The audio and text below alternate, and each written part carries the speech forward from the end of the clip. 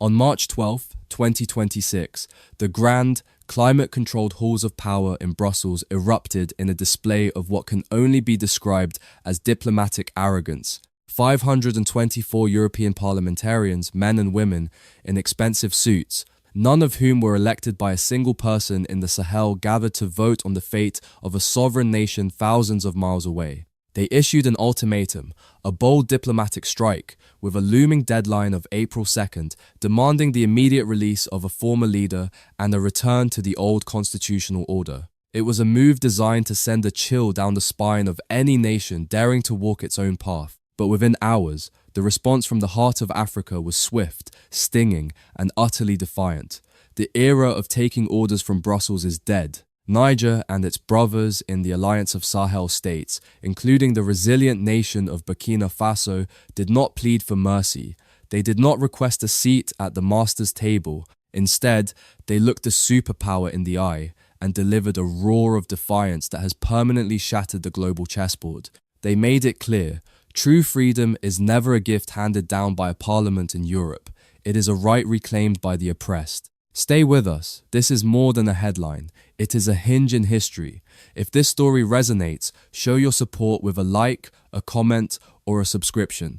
It means more than numbers. It keeps the story alive. Why is Europe so suddenly concerned with the democracy of a region they have systematically exploited for over 60 years? Why is this a top priority when their own citizens are struggling with rising energy costs, unemployment, and an immigration crisis stretching their own borders to the breaking point? The answer is not found in a textbook on human rights. It is found in the desperate gambit to save a failing energy system and protect the global dominance of a world order that still tries to treat sovereign nations like mere pieces on a chessboard.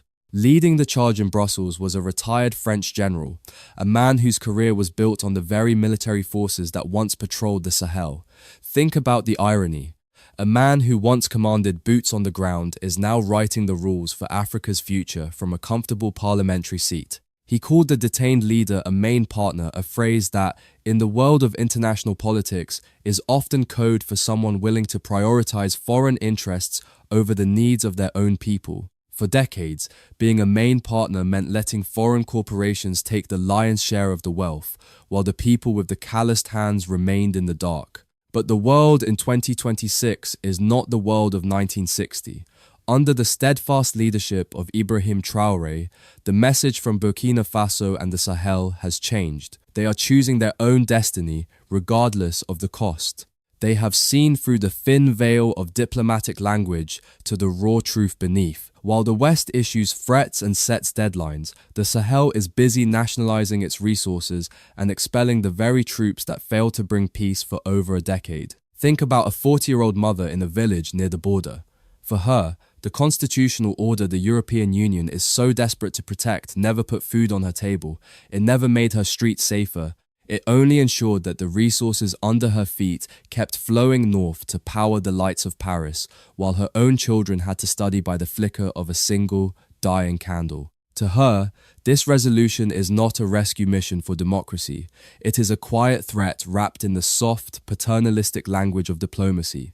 It is a way of saying comply or face the consequences. But those days are fading into the dust of the Sahel. When the news of those 524 votes reached the streets of Niamey and Ouagadougou, it did not trigger panic. It triggered a collective awakening. The people are no longer interested in directives or ultimatums. They are focused on building a house that belongs to them, on a soil that is finally being reunited with its soul. They have looked at the empty promises of the past and decided that the friendship of the West is not worth the price of their children's future. For those of us watching from across the ocean, this is a moment of profound truth. We are witnessing the birth of a truly independent Africa, a movement where the people are finally in the driver's seat of their own destiny. The European Parliament can pass all the resolutions it wants.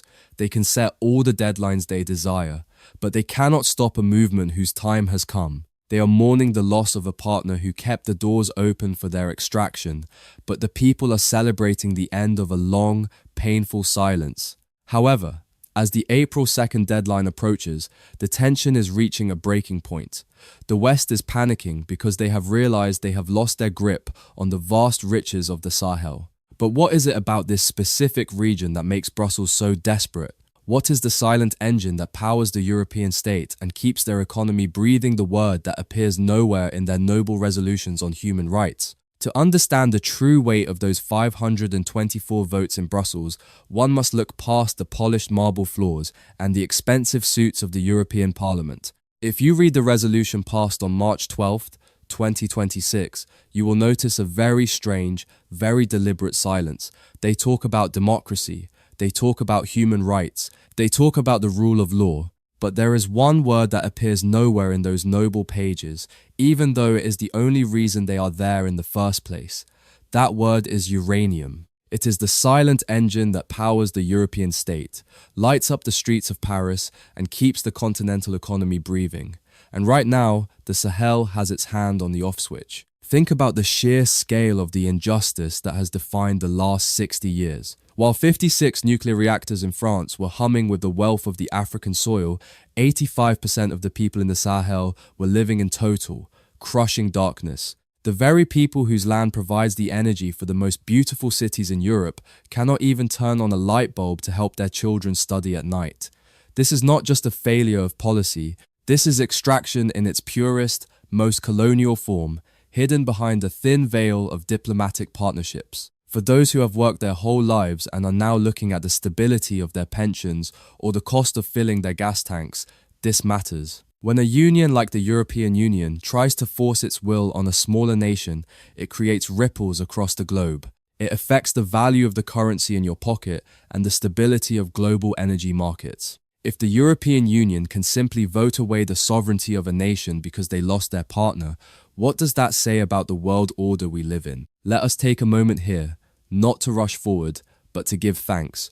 Write a comment with a simple thank you to Traore, to Burkina Faso, or to the spirit of sovereignty itself. Gratitude is not a formality.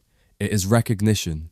It is dignity expressed in words. When you add your voice of thanks, you are not just engaging with a video, you are standing in solidarity with a story of freedom and pride. So, before we continue, take this pause to comment your thank you.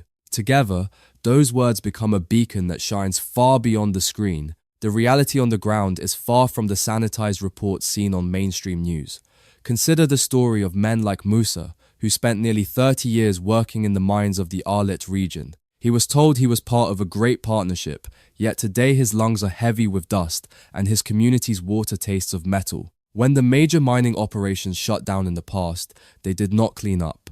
They left behind a staggering 20 million tons of radioactive waste, just sitting there, open to the wind, contaminating the local water sources for thousands of families. The West got the energy, the West got the wealth, the people of the Sahel got the poison. Between 1971 and 2024, France extracted approximately 75,000 tons of uranium from the region. According to official reports, the foreign giants took a staggering 86% of the profits. Imagine owning a business where your partner takes 86 cents of every dollar you make, leaving you with nothing but the trash and the bills. You would not call that a partnership. You would call it a robbery. But in 2025, the world witnessed a shift that no one in Brussels thought possible. The military government did not just ask for a better deal. They moved to nationalize the mines. They took back the 63.4% stake held by foreign giants. Ibrahim Traoré and his contemporaries in the Sahel made it clear. While they would honor past contracts for what had already been mined, every gram produced from that moment on belonged exclusively to the people. That is the true reason for the ultimatums. That is why they are demanding the release of Muhammad Bazoom, because he was the man who protected that 86% profit margin. He was the one who ensured the wealth kept flowing north at poverty-level prices. Without him, the European energy market is facing a massive, unprecedented shock if the West has to buy resources at real market prices, or worse, if they lose access to them entirely, the cost of living in Europe will skyrocket. This is not just a French problem, it is a global one. When a major supplier of nuclear fuel decides to take control of its own destiny, it sends ripples through the entire global market. It affects supply chains and the very foundation of the United States dollar, which has long been the currency of global trade.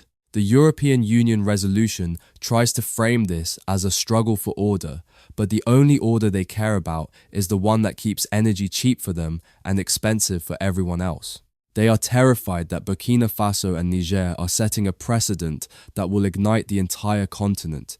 If the Sahel can take back its mines, what is to stop the rest of Africa from doing the same? The entire system of Western wealth is built on the assumption that African resources will always be available for a fraction of their true value. But the people have looked at the 20 million tons of waste in their backyards and decided that the friendship of the West is no longer worth the price of their children's future. While the European Union remains busy passing resolutions and setting deadlines in Brussels, a silent but powerful revolution is unfolding across the heart of the Sahel. The mainstream media wants the world to believe that the region is falling into chaos, but the facts on the ground tell a different story.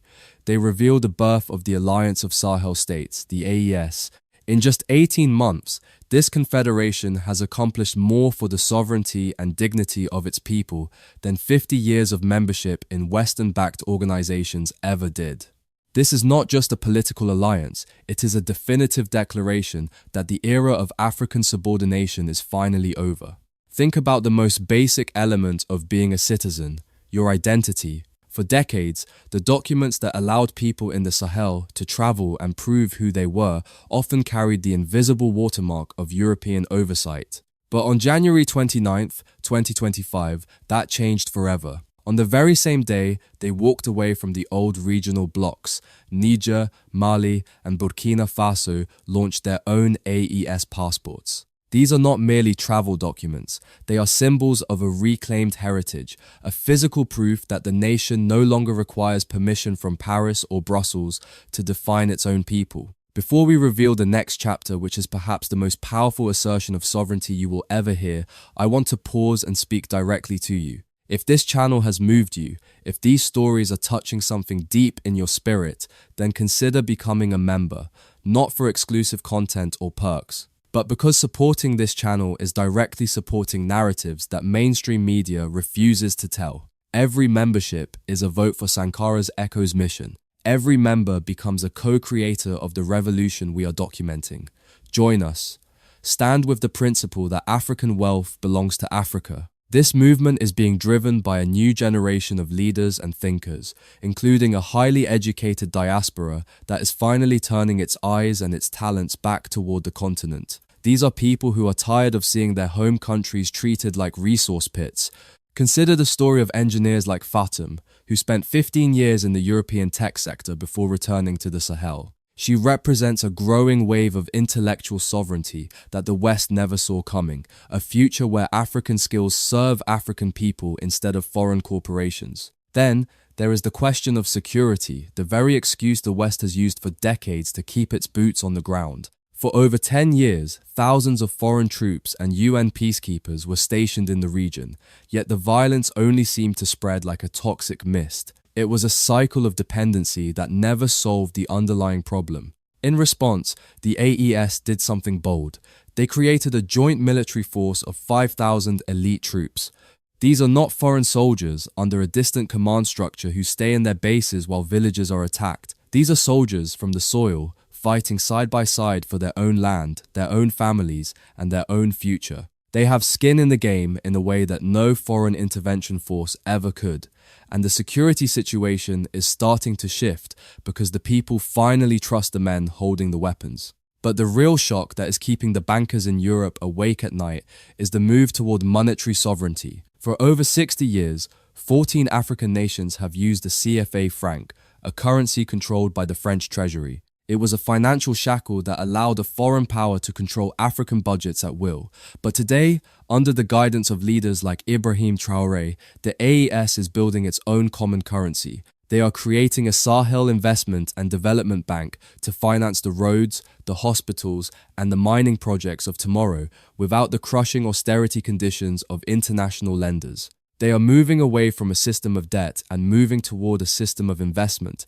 This is the ultimate nightmare for the global financial elite because it proves that Africa does not need Western lenders to survive. Even the way these nations talk to the world has changed. They have launched their own shared media platforms, reclaiming the narrative from foreign outlets that portray them as unstable simply because they refuse to follow orders. This is what democracy looks like when it actually reflects the will of the people instead of the interests of foreign donors. When Niger repealed the laws that had turned its borders into a security outpost for Europe, it was not an act of chaos. It was an act of sovereignty. They told the world that they are a nation, not a guard dog for the Mediterranean. For those watching from across the globe, this is a quest for the same independence that every free nation celebrates. The European Parliament can pass all the resolutions it wants. They can demand the release of partners and threaten sanctions until they are blue in the face. But they cannot stop a movement whose time has arrived. The people of the Sahel are no longer looking north for answers. They are looking at each other. They are building their own banks, their own armies, and their own identity. The era of the main partner is over, and the era of the sovereign nation has begun. As we look back at the 524 votes in Brussels and the ultimatums that followed, we see more than just a political disagreement. We see the final, desperate gasps of a system that was built on the assumption that African wealth belonged to everyone except Africans. The European Union can set all the deadlines they want, and they can dream of a return to the days when foreign interests were protected at the expense of the people. But they cannot stop the rising tide of history. The Sahel has proven that a nation's spirit is more powerful than any parliamentary resolution or any foreign threat. Take a second, right here, to tell us where you are watching from.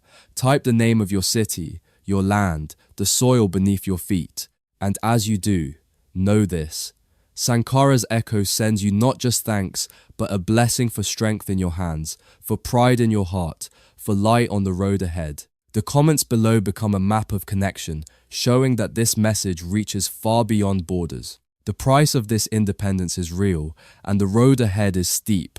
Sovereignty is not a gift.